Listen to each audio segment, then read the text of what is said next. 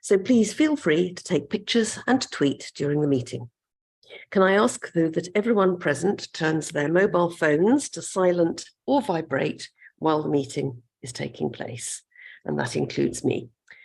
Please be aware that this meeting is being live streamed and that a recording of the meeting will be available to view on the County Council's website.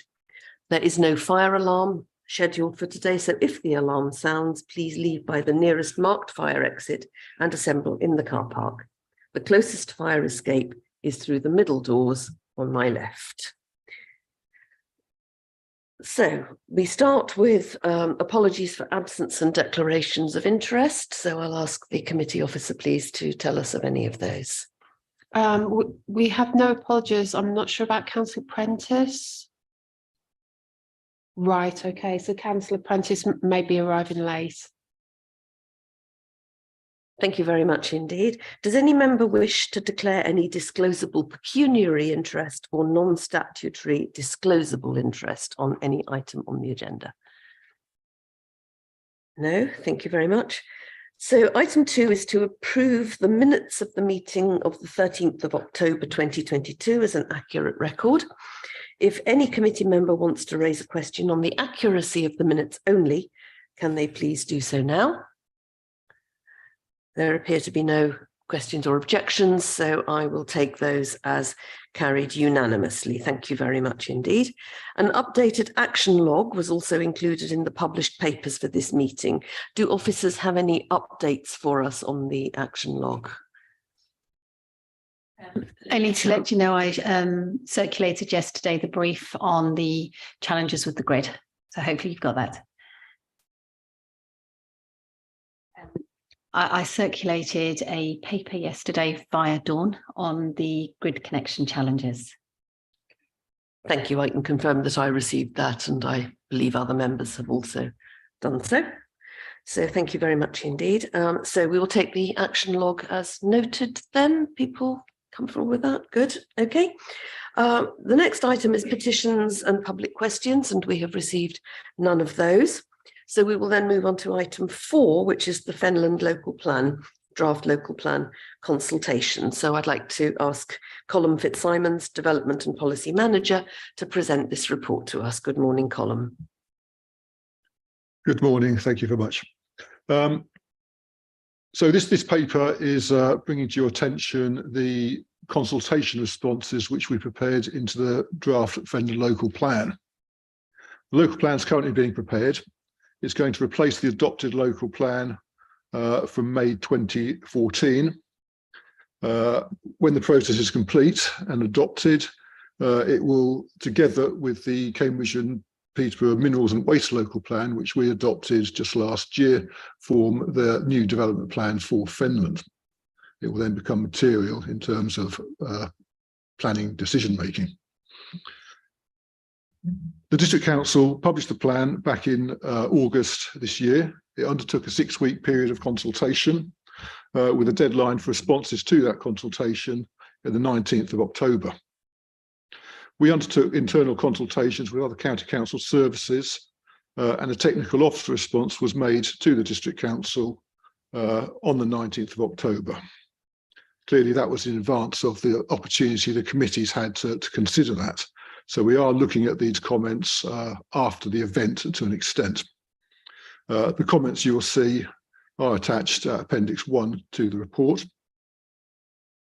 We have also made it clear to the District Council that whilst we've made the comments to conform with their deadlines, they are also subject to your consideration today. So anything you may want to add or change to them, we reserve the right to make those. The District Council is not legally required to accept late responses. The planning laws are quite clear on that, but I think we can come to an agreement if we need to. We've received quite an extensive number of responses from across the County Council, from Strategic Waste, the Energy and Climate Change team, libraries, Minerals and Waste Planning Authority, Education, Public Health, Connecting Cambridgeshire, and the Biodiversity and Green Spaces teams. In addition to those technical responses we've submitted, a further response has been made to FDC from the Strategic Assets team on behalf of the County Council as a landowner. These have been considered by corporate leadership team and have been made separately from what we're considering today. In general, the responses we've received to the local plan were consistent with the County Council's own corporate priorities. In particular, support was given to policies relating to the natural environment and biodiversity, renewable and low carbon energy, flood risk, health and well-being, and the meeting of housing needs. These expressions of support often came with further comments suggesting how the policy could be strengthened and how the district council should be encouraged to take these comments into account when considering the next release of the local plan. In addition to comments of support, we've also made a number of objections to policy areas, and those are set out in the table at paragraph 2.4 of the report. I will just quickly go through those just to highlight the key issues there. In terms of connecting Cambridgeshire, they want to include a policy to ensure that, or expand policy LP9 to ensure that digital infrastructure is properly represented in the policy. Two items there on education, policy LP39. That one is us objecting to the deletion of a housing allocation in March. In the existing local plan, Southeast March was allocated on the basis that land would be released from that allocation for the expansion of Neil Wade Academy. That allocation has now been removed, which has removed the opportunity we have to mitigate the secondary education implications for the wider development of March. The next one is policies LP48 and LP50, and this relates to the scale of growth in the villages of Wimbledon and Doddington to the south of March. We've been negotiating with an applicant on a site in Doddington, which is adjacent to the primary school there, to release land for the expansion of the school to help secure mitigation, again, for the wider scale of development in both those villages. That planning application, since we made our objection, since we made our response, has been refused by Fenland District Council, which has effectively removed the opportunity for us to mitigate that development or the development across both villages. So we're now saying without that, we will struggle to find spaces for the educational demands arising in both those villages. The next education issue is LP51, related to the scale of growth at Coates. We've got a two-form of entry school at Coates, which doesn't have capacity or space around it to expand. With this new allocations in Coates, it will require us to double the size of the school and to relocate it to a new site. So our issue with this policy is that it doesn't make provision for either securing the additional land, whether it's land dedicated within the development site or elsewhere in the village, and how that replacement school and expansion can be resourced.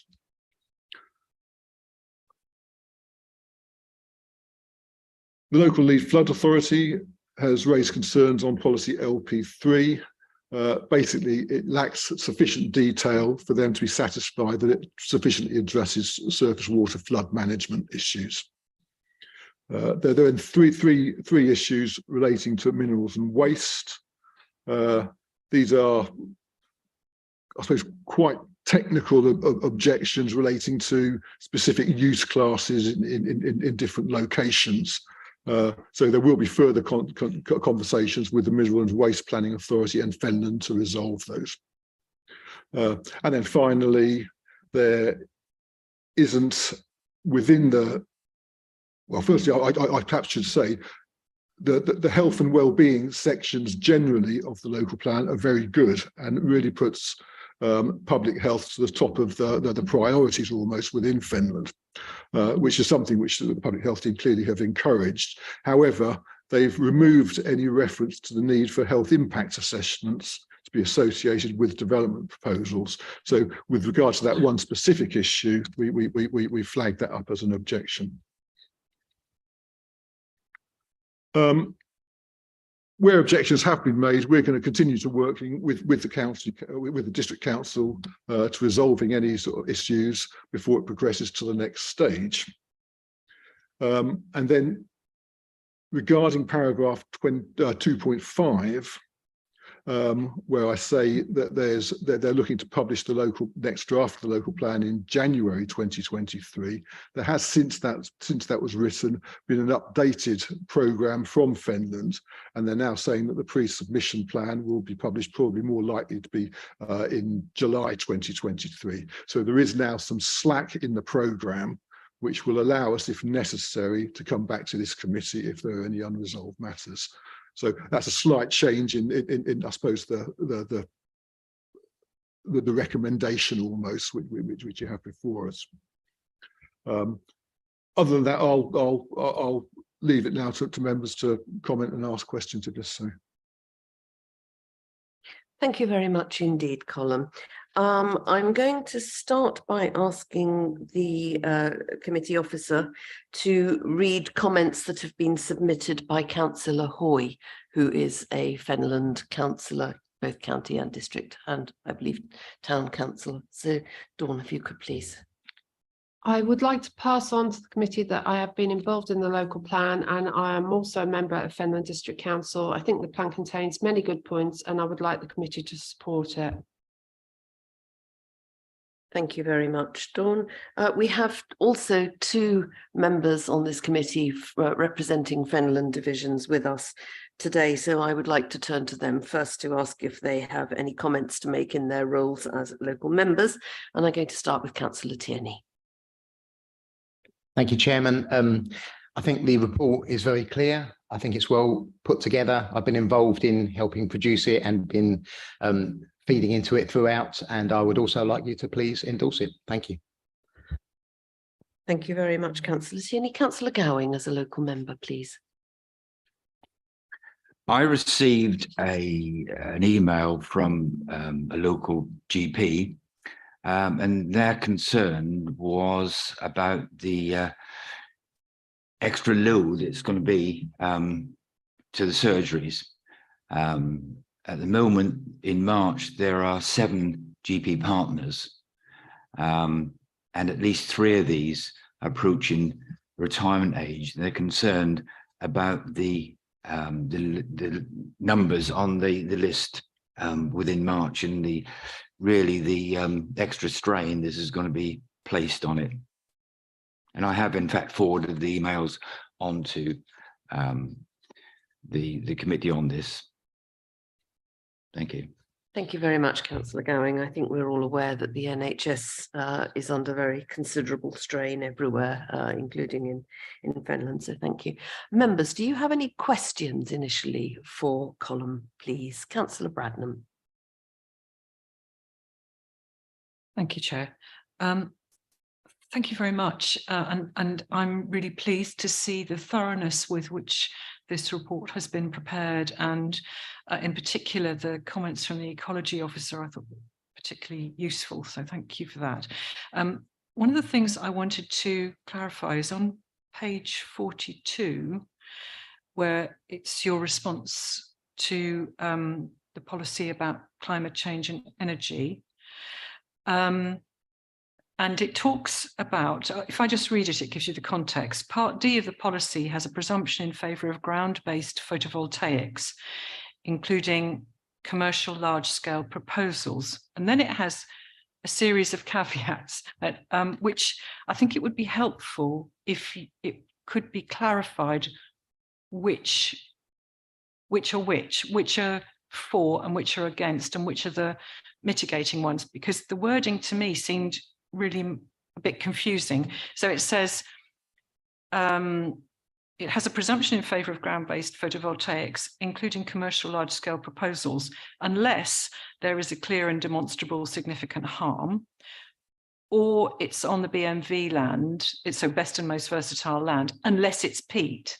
and the scheme would protect or enhance it, or the site is allocated for another purpose. Now, I think I, at first reading, read that as, and the scheme would protect or enhance it, meaning any land, whereas I think it means the scheme would protect or enhance peat.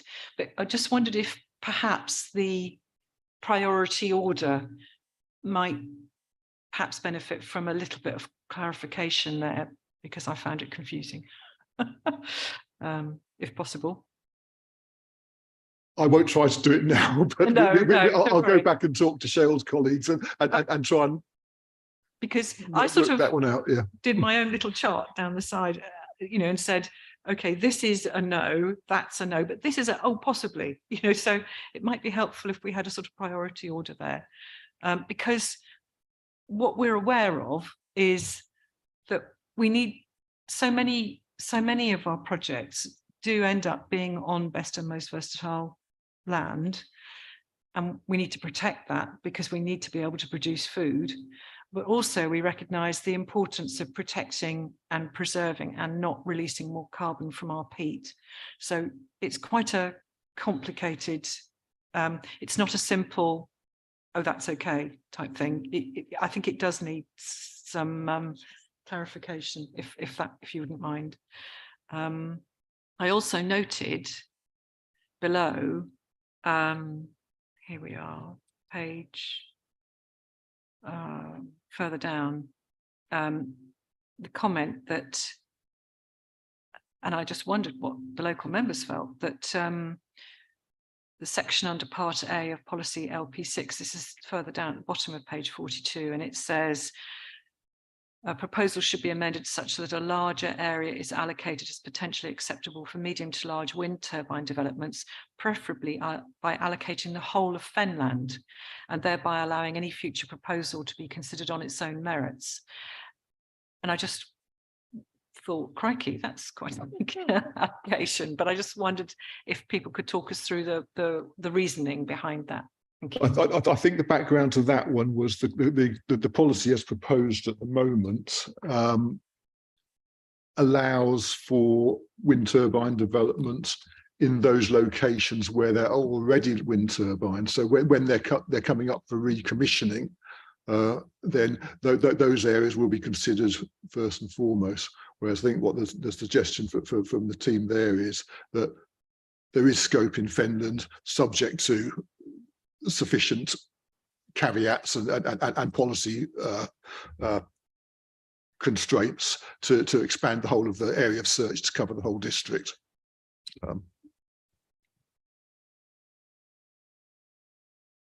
Emma, you wanted to comment?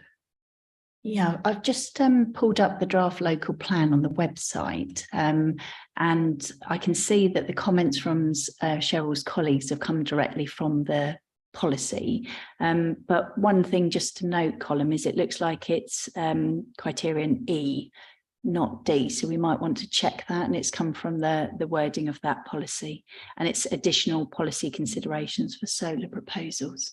So some of that wording that's been used is within that policy, but I think it's probably taken out of context, so we can improve that. While we're on that, and maybe Emma, while you have the document open, can I just ask a question of clarification about this section and the wording about presumption in favour of ground-based photovoltaics? Does that mean as opposed to photovoltaics mounted on buildings, which one would have thought would have been a much better solution in terms of land take and everything else? And can we clarify whether or not there is a presumption in the draft Fenland local plan that prefers photovoltaics on buildings before we take land? Because if that's what the plan says, then that's not what this response says, and I think we need to be a bit careful about that. Unless Colin already knows. Oh, looking at it.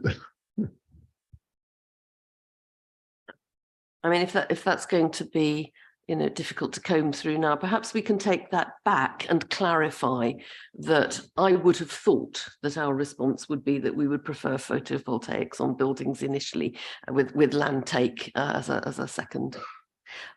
Councillor Coutts. Just as I read that, it was a presumption in favour of ground-based photovoltaics, as opposed to being against ground-based photovoltaics, not a presumption in favour of this as compared to other forms of renewable energy. That's how it could be read, but I think we need to make sure that the room for alternative interpretations is as narrow as possible. Perhaps we can take that one away and deal with that under the delegation which is being proposed. Does anybody have any other questions for Colm at this stage? Not seeing any. So if I remind us of the recommendations.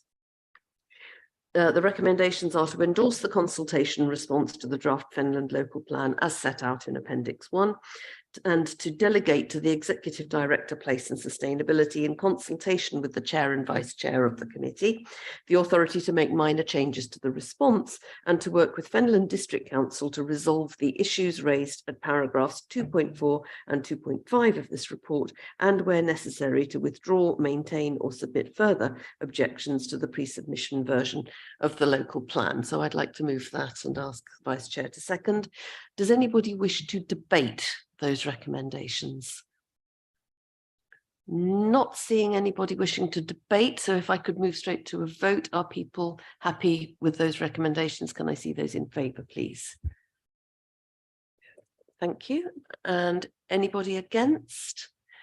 Any abstentions? No, that looks unanimous. Thank you very much indeed. Thank you very much. So we then move on to item 5, which is the annual carbon footprint report for 2021 to 22. And we have with us, or we'll have in a moment, Sarah Wilkinson, our carbon and energy manager. Oh, thank you, Colm, by the way, I should have said thank you very much. So Sarah is joining us to present her report. I'll just give her a moment to settle into the rotating chair, and then she can introduce this report to us. It's always a report of great interest. So Sarah, over to you. Thank you. Good morning. So this report presents the Council's greenhouse gas emissions for the last financial year, April 2021 to March 22, as well as looking separately at the emissions of the whole county. So greenhouse gas emissions are measured in carbon dioxide equivalent, or CO2e. Carbon footprints of organisations are usually divided into 3 scopes. Broadly speaking, Scope 1 is direct emissions from assets under our control. Scope 2 is emissions from electricity used at our assets. And Scope 3 is all the indirect emissions, such as those from our contractors, suppliers, employees and service users. As with previous years, the vast majority of the Council's emissions fall under Scope 3. So firstly, our gross Scope 1 and 2 emissions for the year 21-22 were just over 6,000 tonnes CO2e, about 2/3 of that from electricity use. However, our net emissions, excuse me, after taking into account reductions for purchasing 100% renewable electricity, were just over 2,000 tonnes CO2e. Just over half of those emissions were from gas and oil to heat our buildings, with most of the rest being from fleet vehicles. Scope 3 emissions were around 125,000 tonnes CO2e. So when added together, emissions from all 3 scopes in 21-22 were 131,500 tonnes. The largest share, around 36% of that, was from waste. Mostly these are emissions from household waste going to landfill due to the Council's statutory duty as the Waste Disposal Authority. This is shown in pie chart, which is figure 2, on page 66 of your document pack, which shows the breakdown of all the sources of emissions. Following feedback on the previous year's report, I've also added a new section looking specifically at trends over time, which you can see some graphs that I've put in on pages 70 and 71 of your document pack. Overall emissions, these show in 21-22, were similar to the previous year, slightly increased in fact, which is in line with expectations as we began the recovery in 2021 from the impacts of the COVID pandemic the previous year. Both of the past 2 years, you'll see in your graph, had significantly lower emissions compared to our baseline year of 2018 to 19, with most of the reduction due to less construction work being on site in those years. I also want to say we've made some further improvements to the methodology this year. In particular, having worked with a researcher from University College London in a project funded by the Local Government Association to develop a more accurate carbon calculator for waste. We've also recalculated all previous year's emissions so it's consistent across the years. And finally, I want to draw attention to our many renewable energy generation assets, without which the net emissions would have been higher. Thank you. Thank you very much indeed, Sarah. Members, do you have any questions for Sarah on this report? Councillor Milnes first and then Councillor Ferguson. Thank you, Chair. I just wondered, when we see electricity for street lighting making such a large contribution, where we are with the LED programme. It's probably a question for the street lighting team, but I believe that is under consideration as far as I know. Emma's nodding at me. Cheryl or Steve, are you able to clarify? Steve. Yeah, thank you. Thank you, Councillor Milnes. There is a business planning item for Highways and Transport Committee next week, which includes a section on street lighting. I think the papers are out. So what they do say is that we're looking to roll out LED across the rest of the county. A business case has been put together for that. And sorry to anticipate next week's meeting, but I just wondered, do we have any idea about what net reduction we might see if we go ahead with an LED replacement programme? I haven't got the figures in front of me, but there are some figures in there which are quite considerable savings that could be delivered if we were to roll out LED for the rest of the street lighting network. So it's there for H&T to consider. Forward to that next week. Thanks. Thank you. Councillor Ferguson. Thank you, Chair. I was going to ask a similar question, but I'll ask a different one then. So figure 3, if you look at that pie chart, electricity, both for street lighting and for buildings, is by far the biggest chunk of our scope 1 or 2 emissions.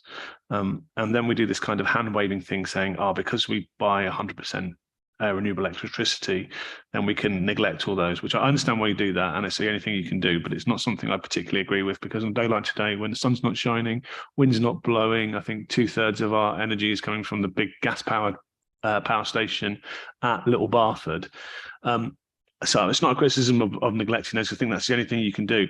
But are we sure that we're driving the right sort of behaviour and that we're trying to reduce those carbon emissions from electricity, even though we discount them? Yeah, so I hope we're working really hard to make sure, because I still think there are carbon emissions from electricity. I don't want to give the impression, just because you buy your electricity from somebody who says that all the electricity is green, that we don't have to work hard on reducing them. Thank you. Yes, well, there's 2 points to that. One is that for that very reason, we do report both the gross and the net emissions. You might hear it called the location-based method and the market-based method. And for transparency, we report both methods of calculating emissions.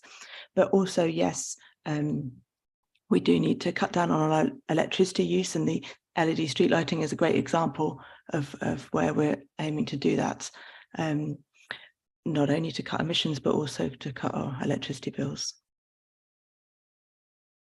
Did you want to follow up, Councillor? It's not a follow-up, it's a separate question. So in figure 17, we split the emissions by district, and Huntingdonshire has the biggest line on the graph, bar on the bar chart.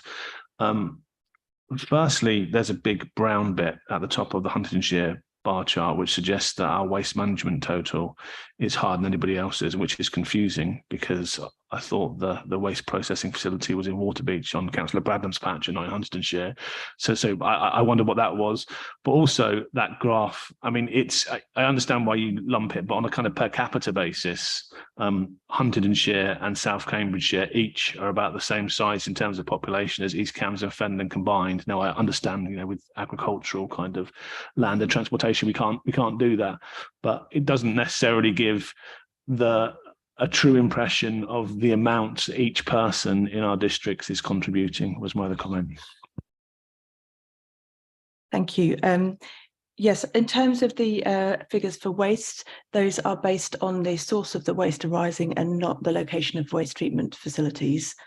So that's how they do that. Yes, we can look at. I do have the data for per capita emissions. I'm sorry, it's not in this graph, but it is out there that we can analyse that.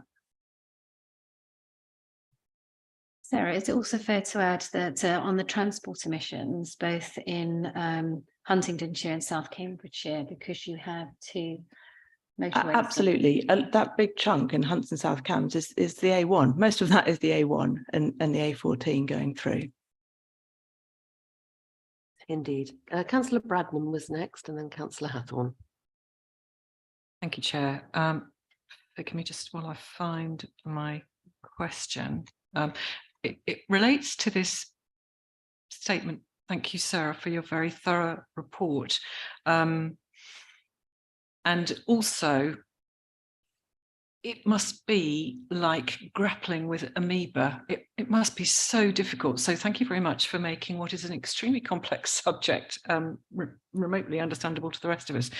But the bit that struck me was right at the beginning, page 56 in 2.1, you talk about the council's own greenhouse gas emissions, and you say the vast majority, 95% of the council's emissions fall under scope 3, which means these are indirect emissions from assets outside the council's direct control. So my little note to self is, so we have no hope of reducing these scope 3 emissions. But I just wondered, you know, do we have a kind of in the background plan, not exactly a plan B, but are we also thinking about what are we going to do about this 95% that we apparently have no control over? Is there anything we can do to work on those? Thank you. Absolutely, there is. So while scope 1 and 2 are the ones that we have the most direct control over, scope 3, although they're perhaps outside our direct control, we still have a strong influence on those emissions. So, for example, a lot of those are from our contractors and suppliers. So we have routes through our procurement mechanisms to try and influence those as one example. And of course, some of those will be easier to cut down than others. But yes, there are definitely ways we can influence and aim to cut scope 3 emissions. Thank you. I wondered if you could give us an example of this. I know you said contractors, but these seem such high numbers. Are we actually talking about things like peat and agriculture and road transport that's nothing to do with us, but is the contractors coming to us? I mean, can you give me a pen? It's a whole mixture of things. So if you look on the breakdown, let me check which page that's on, but there's a table on page 72 which has a breakdown of all the sources of emissions. So you can see that it's all sorts of different things are contributing to those scope 3s.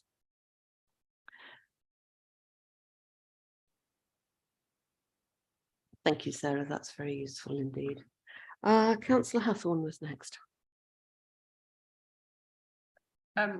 Yes, I've got 3 questions.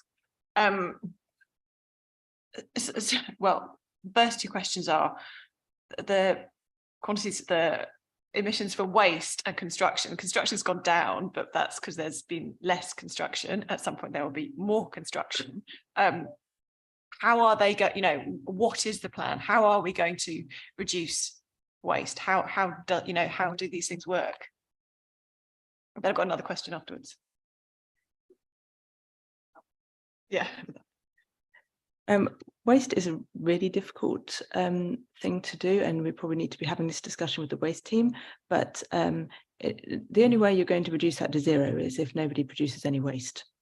So that's, you know, we do need to be focusing on cutting down waste, reusing things and not throwing things away in the first place. Absolutely. But we also need to look at how we're disposing of waste, recycling more and reducing the amount going to landfill ultimately. This is the circular economy principles that really need to come forward if you're going to significantly reduce your carbon emissions. So that's a big policy position that needs to come in. But also on construction, so there's a number of mechanisms that we're putting in place. So you may recall in July that we agreed a net zero by design. So when you start looking at capital projects, it's about how you then reduce right up front to minimise fossil fuel dependency through the whole supply chain. So that's one area. We're also working with the Capital Programme Board. So we have a carbon calculator for all capital projects coming forward. So we understand what that looks like and where we can start reducing. So there's the difference between the cost of actually carbon cost of building, and then there's the issue of the carbon cost of running. And so you're looking at both aspects. So, and then there's the third area that we're working on with the Enabling Net Zero programme. We've got the high emission areas, so our buildings, our waste, our highways and schools and rural estate. We're pulling together decarbonisation plans. They're just going out now for procurement to get those decarbonisation plans in place for them. Okay. You had another question, I believe, Councillor Hathorn. Yes, and if I could just go back on those questions. So yes, and it'd be good as a resident of Cambridge, I guess, I don't feel that I'm particularly interrogated about my waste, and I can just kind of, it's the magic service, you can just throw stuff away.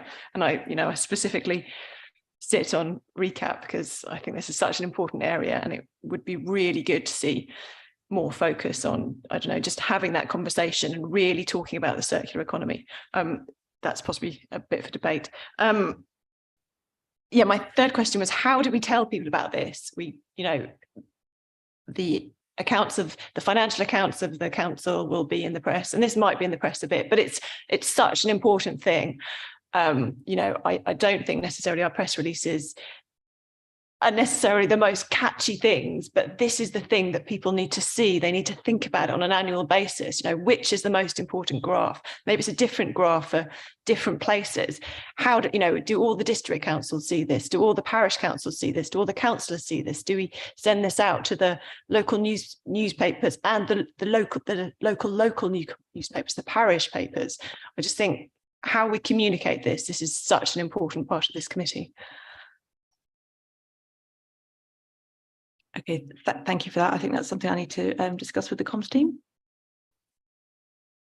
The only other thing I was going to add there on waste is that as part of the specification for looking at decarbonisation of waste, obviously you have to look at the whole system, because we as the disposal authority get the end points and you then have to dispose of it. And so what is the system up front and the, let's say, policy position that needs to be organised? We've got a PhD student coming in for 5 weeks to look at that system and some of the behavioural change aspects that are going to have to work with our communities to try and minimise that waste in the future. Thank you. Are there any further questions for Sarah? No, okay, thank you. So the recommendations are to accept the annual carbon footprint report as a record of the council's known greenhouse gas emissions for the financial year 2021-22, and to publish the annual carbon footprint report on the council's website. That's seconded, thank you very much. Does anybody wish to debate those recommendations? No, in which case I'll put them to the vote. Can I see those in favour of those recommendations, please? I think that's unanimous again. Thank you very much indeed, members. Thank you, Sarah. Very good piece of work and very interesting as always. So the next item is the review of the draft revenue and capital business planning proposals for 2023 to 28. So I'm going to ask Steve Cox, Executive Director for Place and Sustainability, to present this report. Thank you very much, Steve. Thank you, Chair. I think Sarah Haywood should be joining us from the finance team as well. So this is the update on the business planning proposals for the next financial year, and indeed the 23 to 28 MTFP period as well. The sections 1 to 5 are providing the sort of broad corporate context of where we are and setting the context for the items that have been brought forward to each of the committees for potential savings or increases in income going forward. Section 6 is specific to this committee, so included in Section 6 are some of the pressures and risks that we are facing at the moment and going into next year. So, for example, around materials and supply chains for some of our energy projects, and also some pressures in dealing with the emissions directives, particularly at Waterbeach. Savings and incomes are modest, to put it mildly, for this committee. So the main item in there is a vacancy factor saving, which is across place and sustainability, and that's included as a cost £112,000 saving that we think we can find there. The remaining, the other one is around light blue fibre, which there aren't details in here. It's a partnership that we have with the University of Cambridge, but there's a small income increase that we can expect there as well. So there's a lot more detail in the report around the current position with some of the budget areas also to consider. So we're asking the committee to note the progress made on business planning, to consider the budget and savings proposals, any comments on the capital programme, which are included in the report as well, and also to note the fees and charges updates that are included in the paper. Thank you, Chair. Thank you very much, Steve. Does any member have any questions for Steve on this paper? Councillor Gay. Yes, just to say that when we looked at the this committee's budget in the budget reference group, we came to the conclusion that there was very little or nothing that could be cut without creating significant damage. And we also noted that a lot of the expenditure is of its nature from capital, and also that the projects ongoing will produce really significant income streams in the future. So I just want to ask Steve if that is accepted, that there's very little that can be paired with this budget, and that representations continue to be made to government that local government finances doesn't have any, sort of coin a phrase, fat to be cut away. Thank you, Chair. Thank you, Councillor Gay. Yes, I think we'll wait to see what the settlement brings a day or two before Christmas. But there were some elements that were to be welcomed within the autumn statement, but that doesn't in any way, I think, help us deal with the challenges that we've got going into next year, and particularly the year after as well. And I think, as you say, within this area, the work we're doing, particularly around the energy schemes, does offer potential for income generation. And besides that, there isn't really any scope for further savings that we can put forward for the business planning for next year. Thank you very much. I didn't see anybody else with any questions. So as Steve said, the recommendations are to note the progress made to date and next steps required to develop the business plan for 2023-28, to comment on and endorse the budget and savings proposals that are within the remit of the committee as part of consideration of the Council's overall business plan, to comment on and endorse the proposed changes to the capital programme that are within the remit of the committee as part of consideration of the Council's overall business plan, and to note the updates to fees and charges proposed for 2023 to 24. Is that seconded? Thank you very much. So does anybody wish to debate those recommendations? Councillor Bradnam. Thank you, Chair. I noted the complexity and the difficulty, and thank you very much. This paper, or a version of this paper, went to Children and Young People's Committee on Tuesday, and I note the necessity of producing a report that's can be used for any committee at this time of year to update us. So thank you very much. I do, however, find it a complex report, and I do wonder if there's ways that we could it could be simplified. But anyway, having said that, I'm just wondering how we are trying to ensure that there won't be any loss of services, or are we inevitably expecting that there will be loss of services in some departments?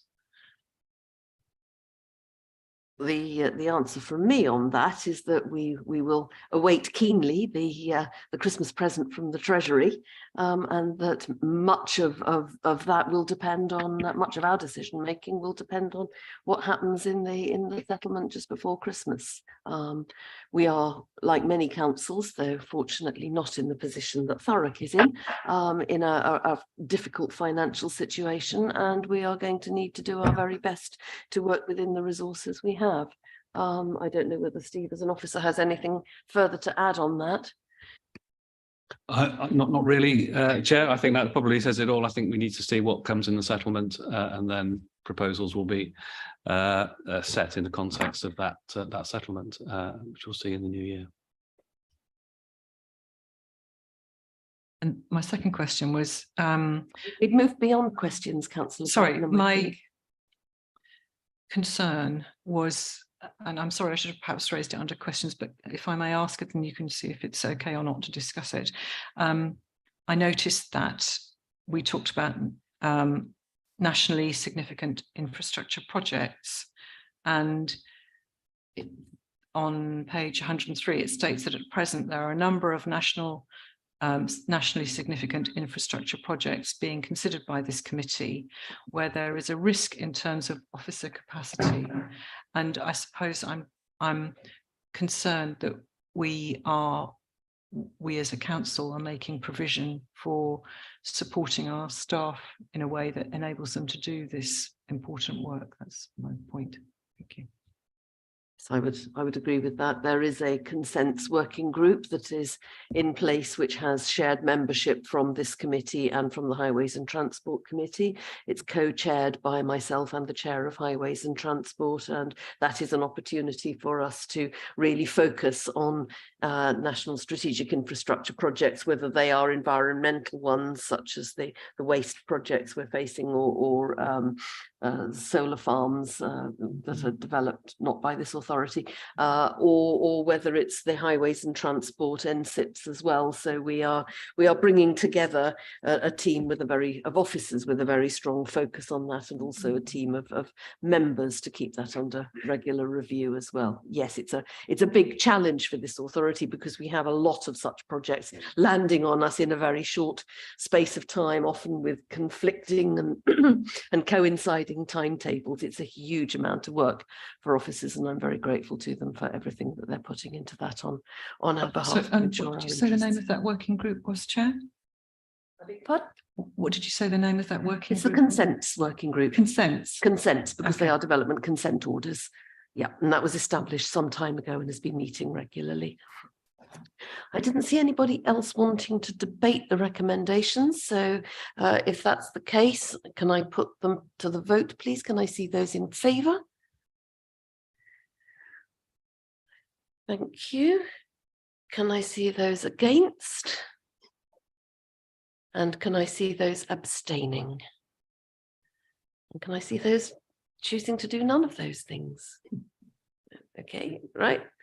Dawn, are you comfortable that you have a record of the vote? Thank you very much indeed. I think that is carried, though clearly not unanimously. Thank you very much indeed. Our next item then is item 7, Finance Monitoring Report. And I'm hoping that we will have Sarah Haywood joining us remotely for this. Hello, Sarah. Good morning to you. So if I could ask Sarah, please, to present her report. Thank you, Sarah. Thank you, Chair. This is a finance monitoring report as at the end of October. And across P&S as a whole, there's a forecast overspend of 1.1 million.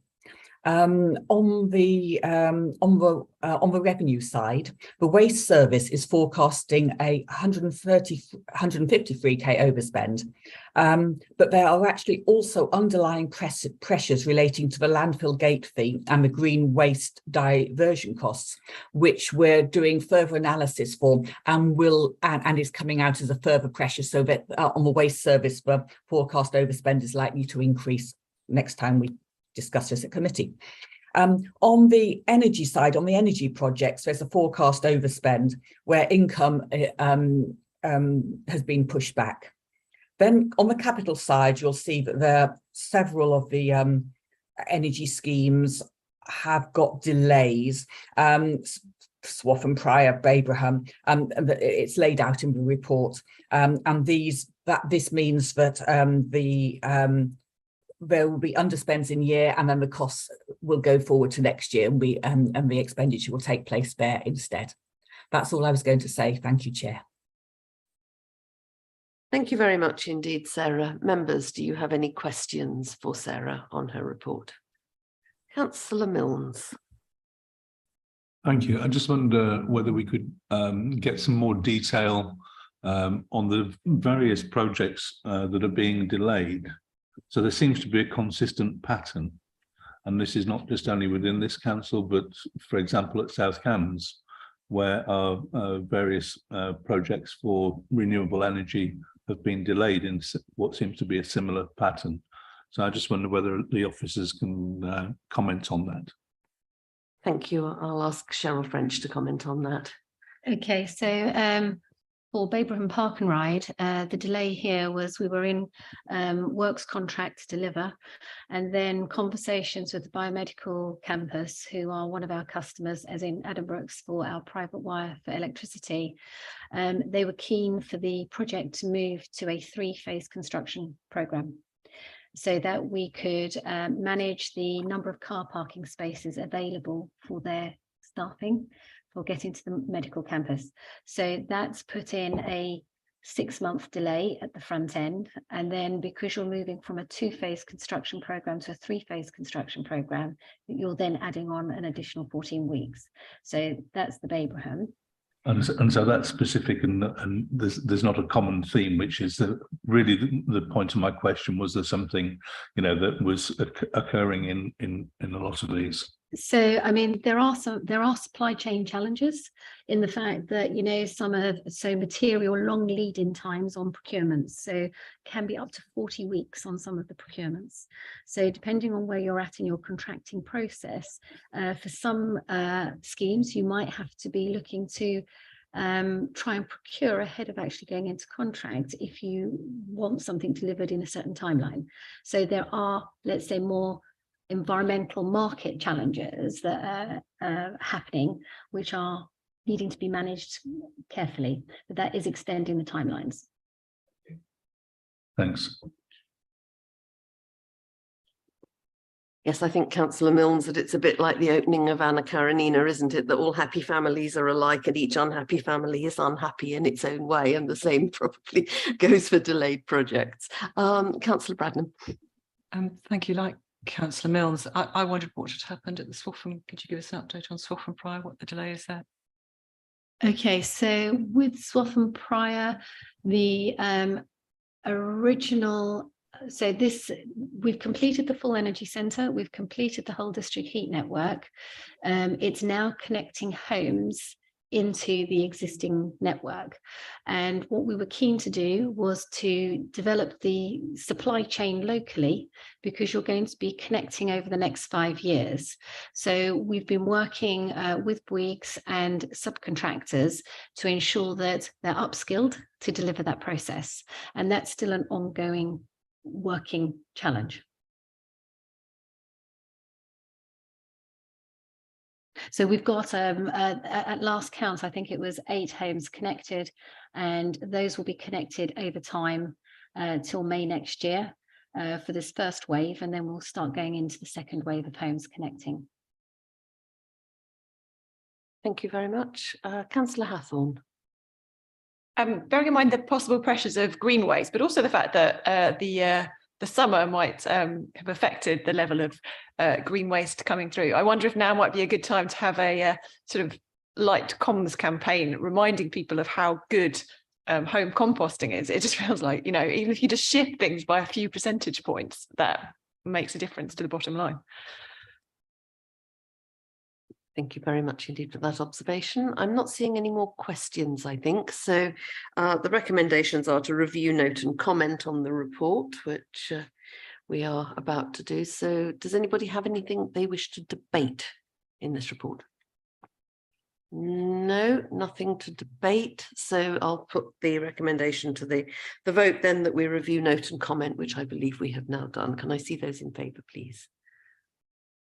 Thank you very much indeed. I think that's unanimous. Thank you very much indeed, Sarah, for your report this morning. Very helpful. The next item is the committee agenda plan and appointments to outside bodies. So I'll ask Dawn, as our Democratic Services Officer, to update us on any changes to the published agenda or to appointments. Just a couple of things. On the January agenda, you've got Light Blue Fibre annual progress report. That's now coming to the July meeting. And I also wanted to pick up in terms of sort of training events, seminars. We do have a few events coming up. There's a briefing on Fens Reservoir next Friday at 10 o'clock. You should have received invites to that. That's either virtual or here. And also on Monday, the 12th of December at 1 o'clock, there's a virtual session open to all members on Cuspy Policy Challenge, Climate Change and Data towards Net Zero Carbon, which is going to the January meeting, I believe. Thank you very much indeed, Dawn. Members clear and happy about that? Excellent, good. So if we can move on then to item 9, which is the procurement of technical consultancy to support revenue optimization on the large energy projects. And we have Claire Julian-Smith and Sandra Bucci with us. So I'll let them settle into their seats, and then I'll ask Claire to present the report. Claire is the delivery manager for this. So over to you. Thank you.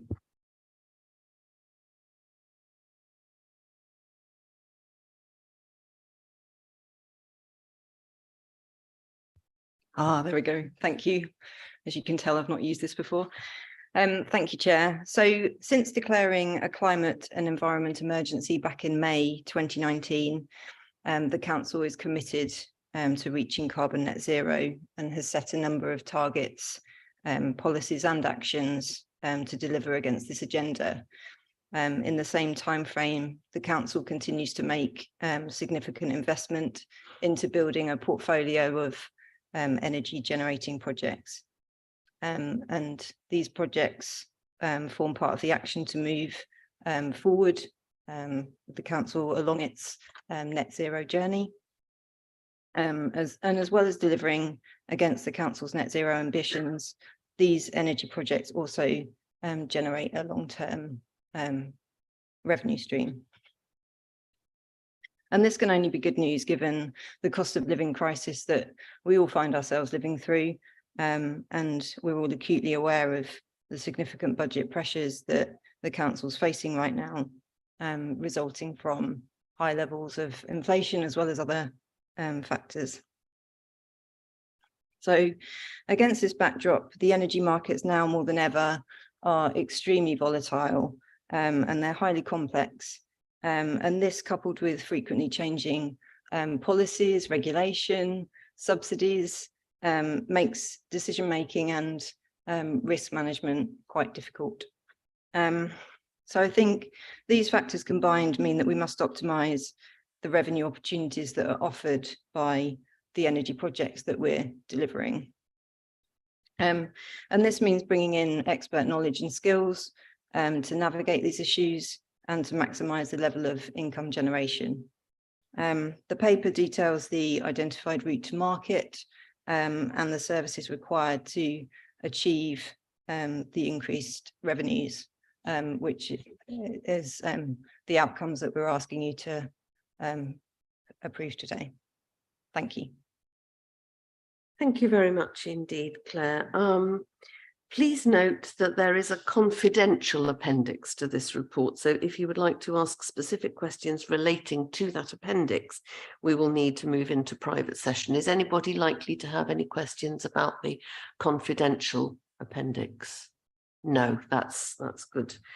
Makes it more straightforward. So does any member have any questions for Claire on this report, or indeed for Sandra? Councillor Milnes. Thank you, Chair.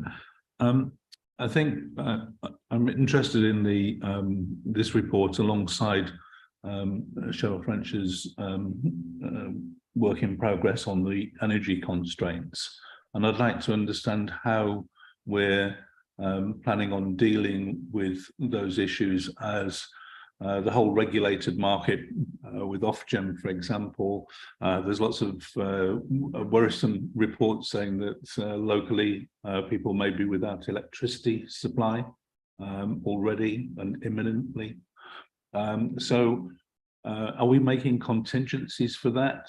What contribution are we making to that debate about whether, so we've got RIIO-2 coming forward, but that seems to be a step behind where we need to be. Would you like to make some comment about our preparedness as a council in that respect? Before that gets answered, Sandra, would you mind switching your microphone off? It's just that they control the cameras, and if your microphone is on, nobody can see who's speaking. Thank you. Yes, if you want to start. Okay, all right. So you're right, the RIIO-2 business plans. Sorry, I can't really hear. Oh, can't you? Can't. It's just you're looking away. Okay, sorry. The RIIO-2 UK Power Networks business plans, where we've had dialogue with UK Power Networks around those. We understand that they have been given a view about what they're going to receive in terms of their next 5-year funding.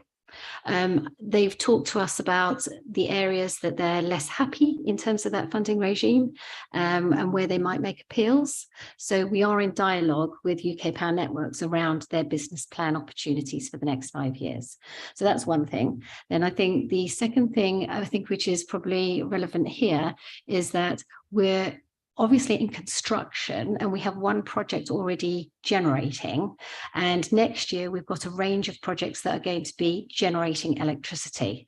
And what this procurement's about is how do you optimize on the market, which is very volatile at the moment, to get the best price and the best contracts.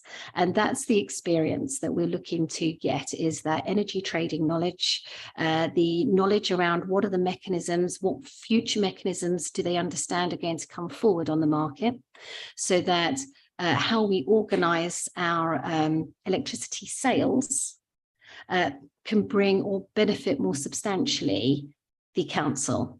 And I think actually, Sandra, I think you did some work which was to show that there was an additional third of income could be generated just by using an organization on, let's say, our Triangle Solar Farm, if that was out to the market and being supported by specialists. So that's the second thing. Then the third thing you were alluding to was energy security. So our projects that we've been developing here, and that's why there is complexity, have got a number of private wires. So those are where we're trying to sell directly into customers. So Addenbrooke's wanting to take electricity from us, from Babraham Park and Ride. And there's a subject to a report later about customers to provide local electricity for St Ives.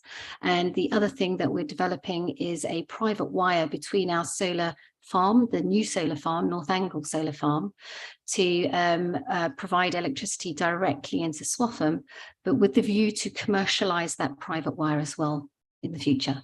So does that help? Very good, thank you.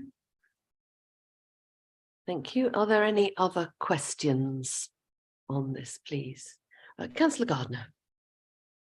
Thank you very much, Chair. Yes, following on from what Councillor Milne said, with regard to, are we looking to try and make all Cambridgeshire buildings self-sufficient in their electricity what have you, so that we're not relying on the grid going forward? I know it's a long-term thing, but is that something we are looking into to make ourselves secure going forward? So I think so it's complex. So you do need a national scheme, a national system, which looks to provide a base load. And as you know, government is investing in nuclear as part of that transition from coal and gas, so that there's a base load which can be distributed. Renewables are part of the solution, but you also need a base load for those times when you're not producing renewable energy. So you do need a reliance on a national scheme. However, what we want as well is that you want to have a local energy economy. So this is where we can generate locally, where you then have more control of your pricing. So for example, having our homes with renewables is a way of you managing your bills and where you're getting your electricity from. But also we want to have supplies locally so that we are boosting the national economy and playing our part in that local or that energy infrastructure.